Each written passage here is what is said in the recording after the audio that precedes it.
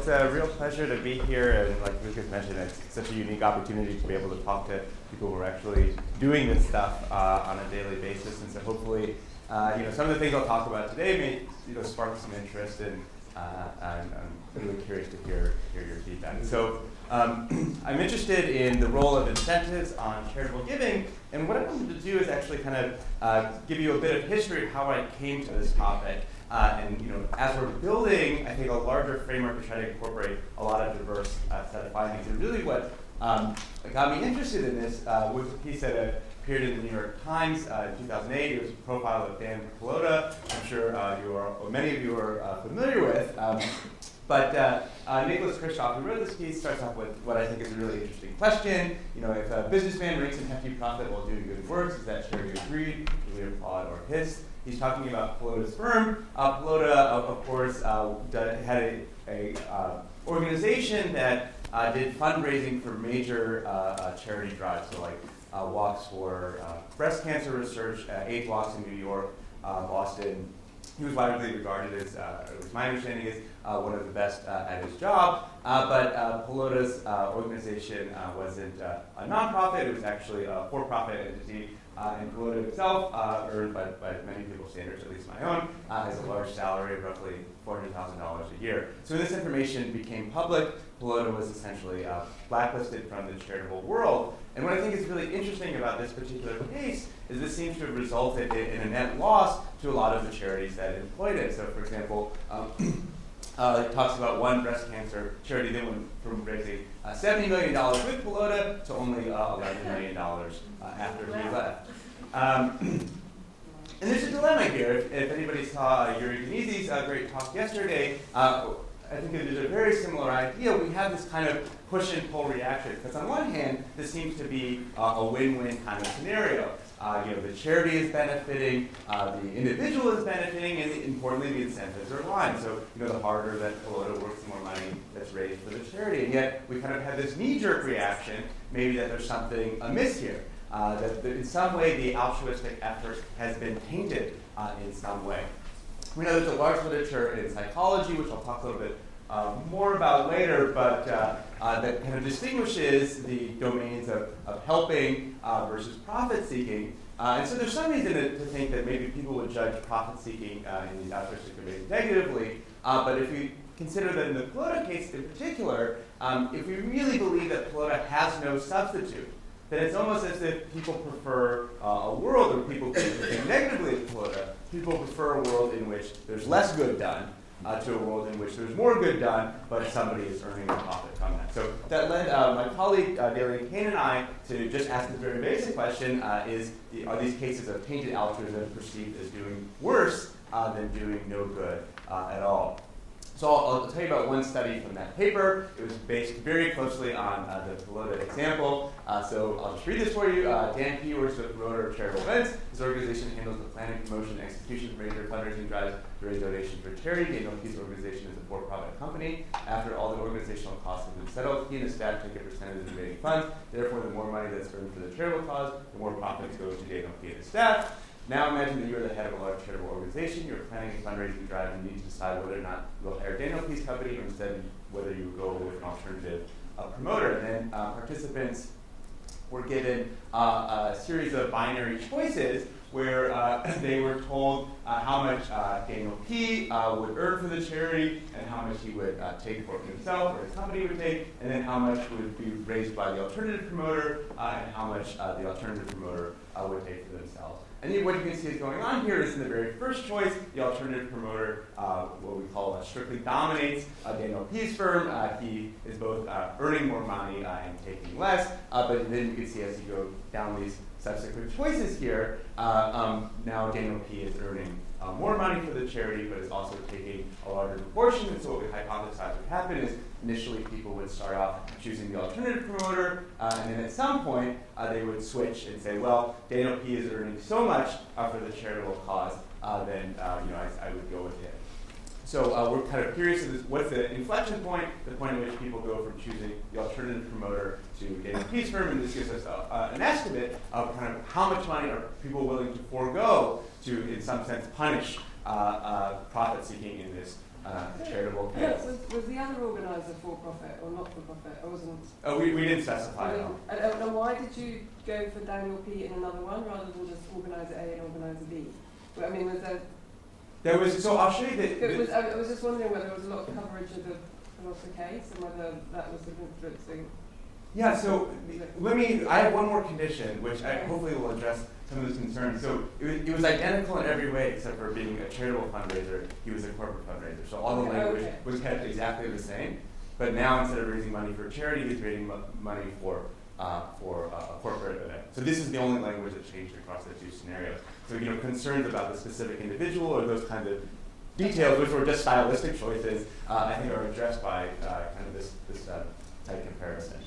Okay, so people are making the same choices now in this corporate case, and what we found is that, sure enough, people were willing. So this is choice of Daniel P. Over the alternative promoter. Participants were significantly less likely to choose Daniel P.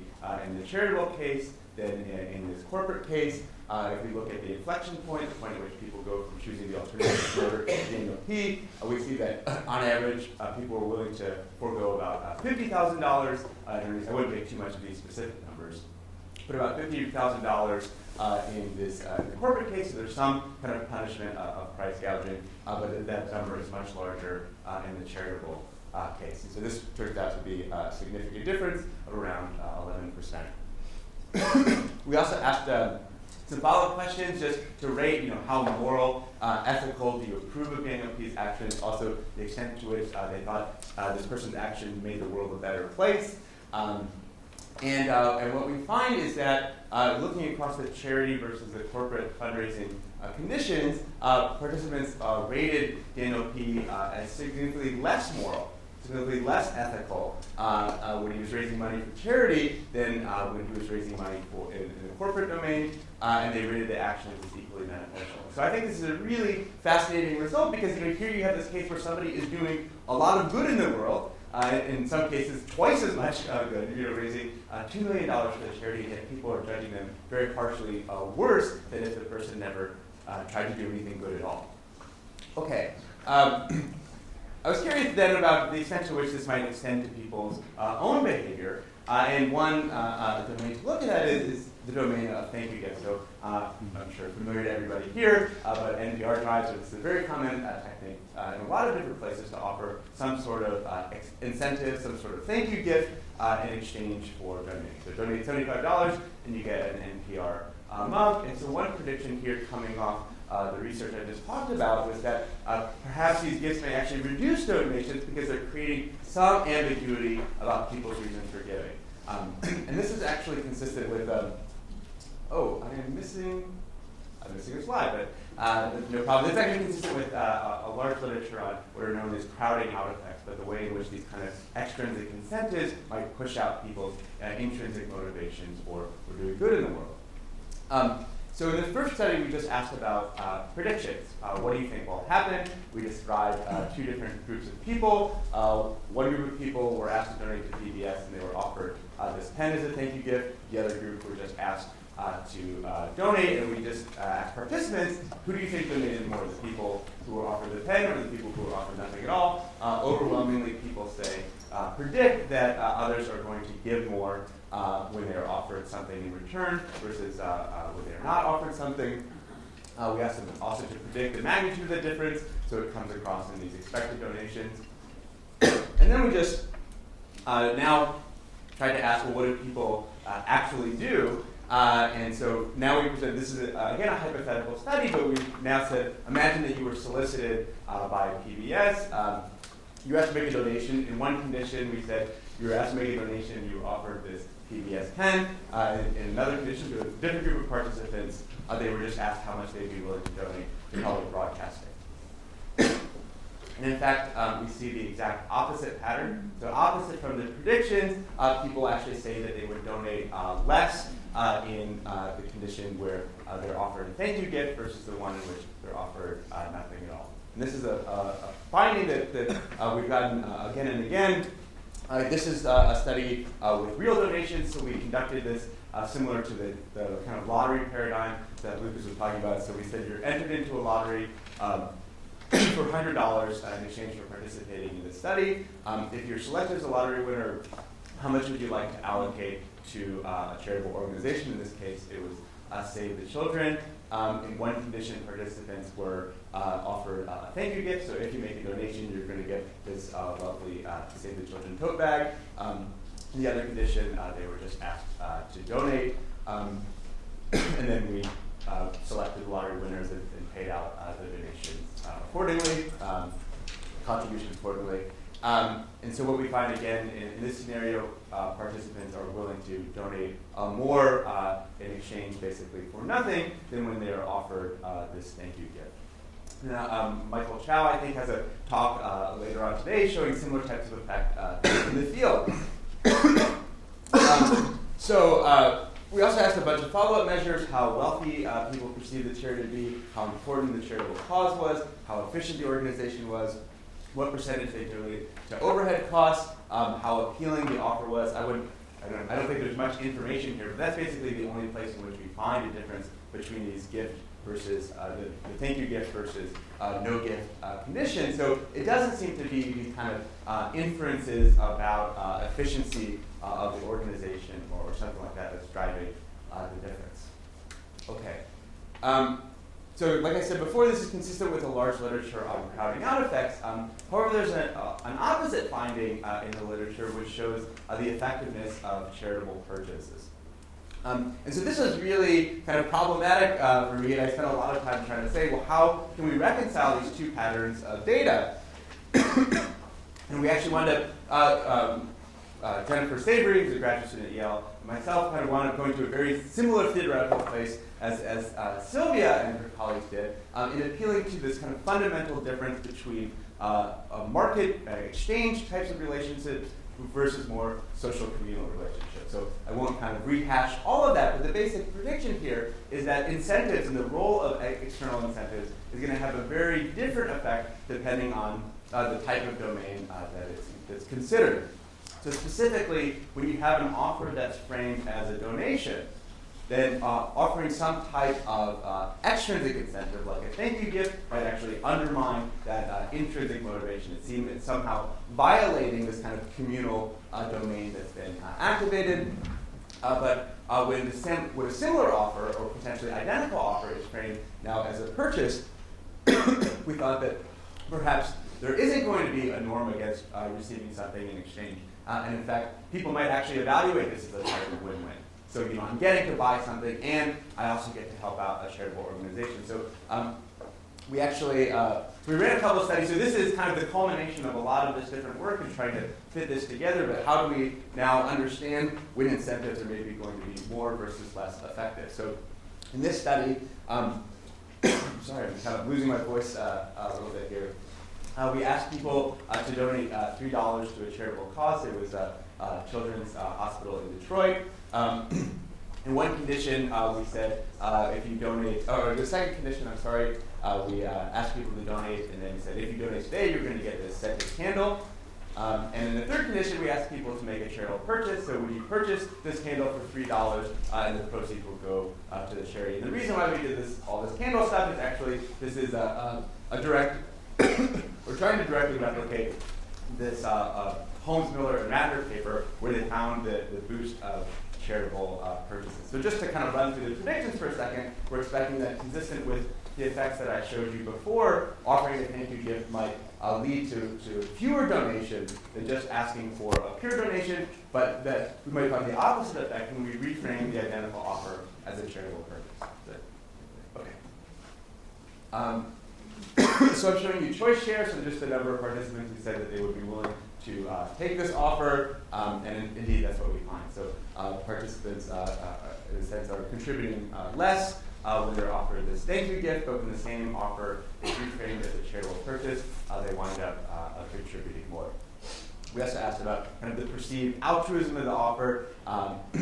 Again, I'm not sure this is giving us a lot of detail on the underlying mechanism here, but it is showing us that people are interpreting this kind of offer as a thank you gift as somehow undermining the altruistic response they give, and they don't see that same effect when it's reframed as a charitable purchase.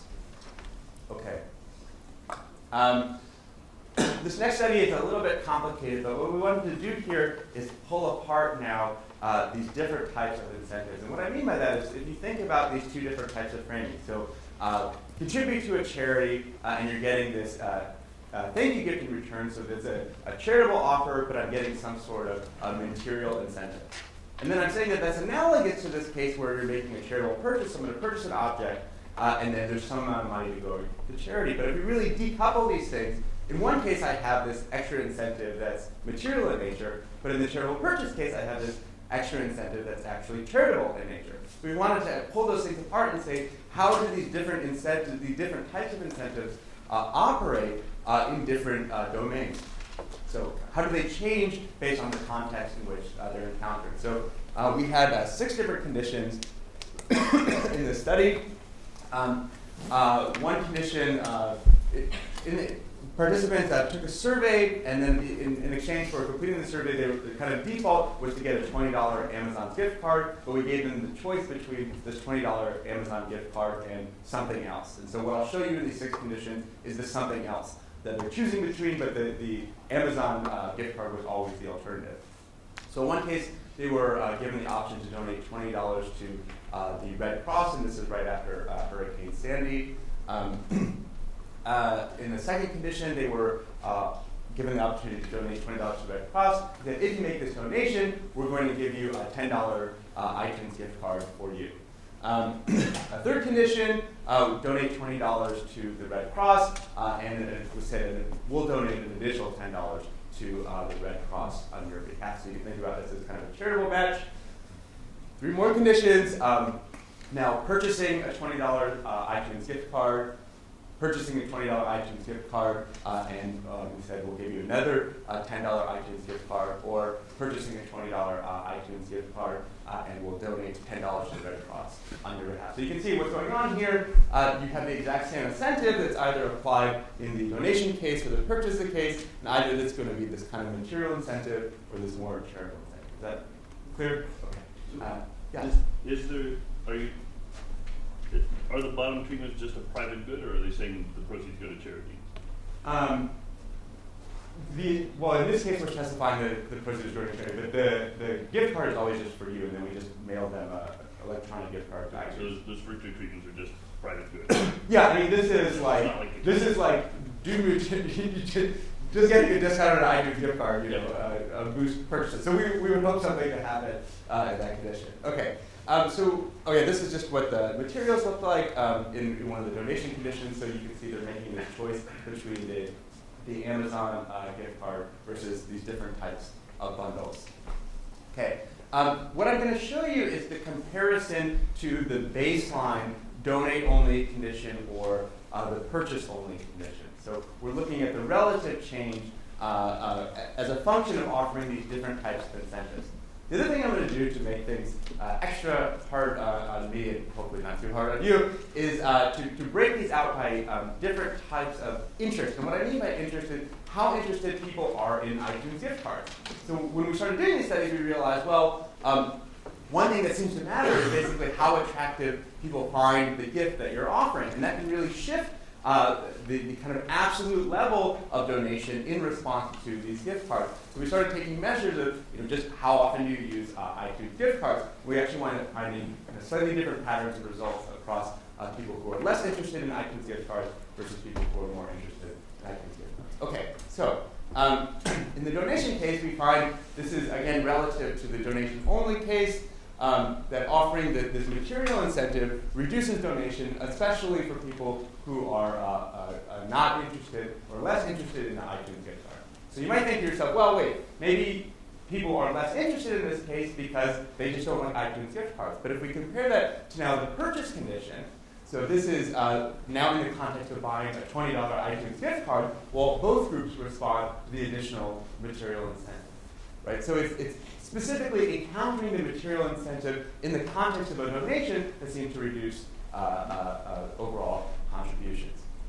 In the kind of charitable incentive cases, so now this is adding $10 additional to the Red Cross, we actually don't find any effect of this additional $10 to the Red Cross, which I think is consistent with at least some of the literature that's finding matching programs can be ineffective. So here we don't find an effect, but adding this charitable incentive to the purchase is highly effective. So I'm seeing that I'm out of time, but it's my last slide anyway.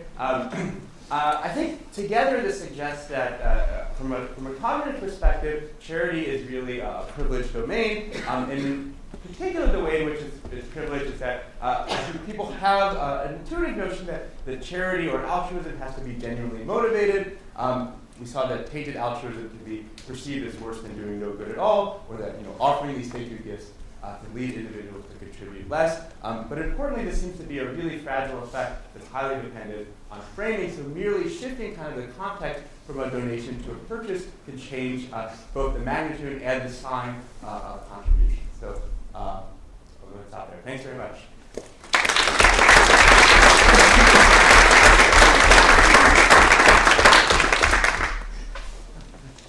Yeah, as a practitioner, if I could, it's up to me to make the case that more money enables me to do better good, regardless of what I'm paying to accumulate money.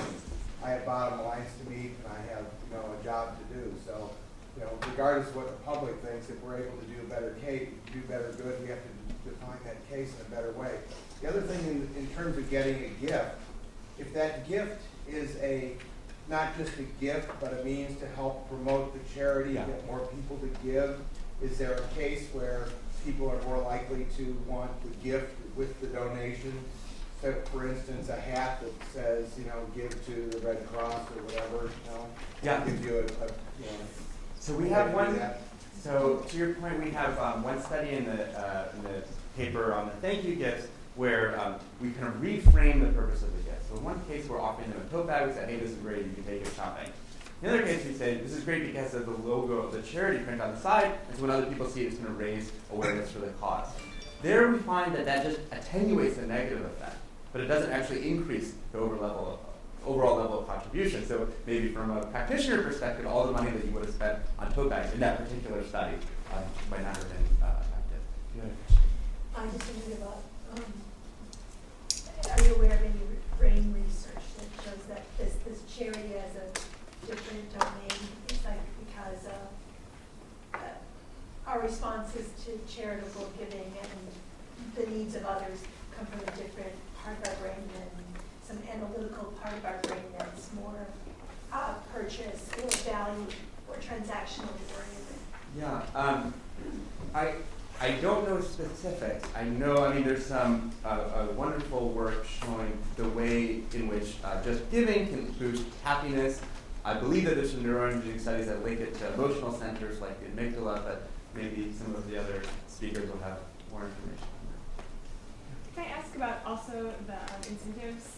And I think what I was curious about, the difference I saw between the NPR case and your study is that in the NPR case, the $75, the value of the gift and the value of the incentive are very different, right? A coffee cup probably is valued to most people at $3 or $4. Yeah. Versus in your case, I would guess the scented candle is probably valued close to the value of your gift. Do you think that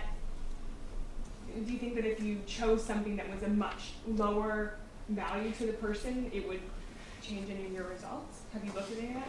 So there's two different issues. One is I interpreted the last part of that question as how attracted to you, how attracted to the item are you?